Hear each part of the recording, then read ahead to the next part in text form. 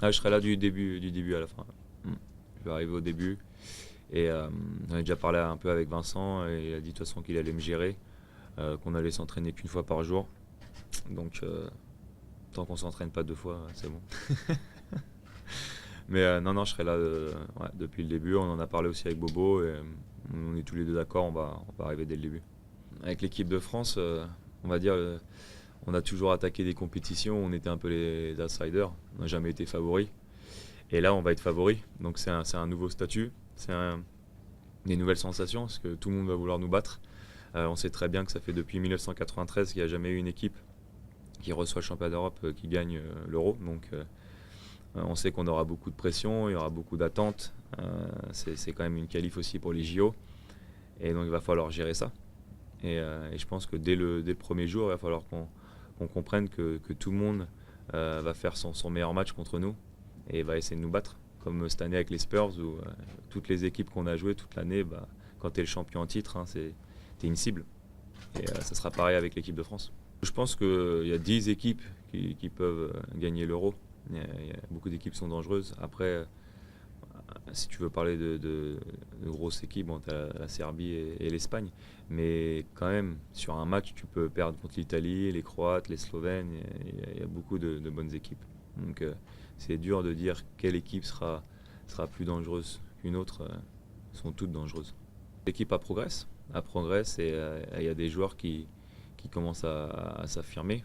Et ça peut être que des bonnes nouvelles pour l'équipe de France.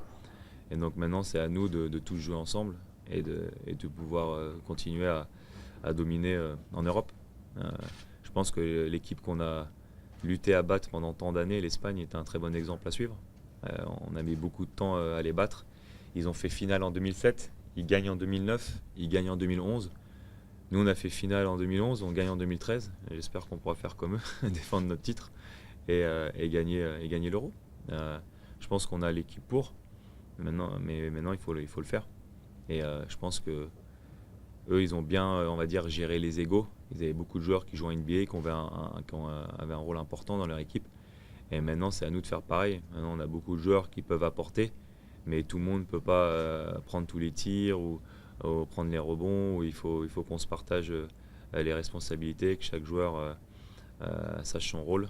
Et si on arrive à faire ça, on sera bien. Il ne faut pas oublier, par exemple, à l'intérieur, Aginsa, il n'a pas joué l'année dernière.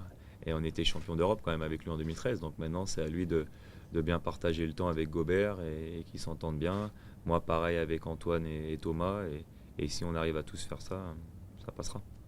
Il fallait qu'on commence depuis le début, hein. On a créé une histoire avec cette équipe de France. Quand on a eu notre première médaille en 2005, c'était quand même la première médaille d'une équipe de France depuis 50 ans quand même dans le basket. Donc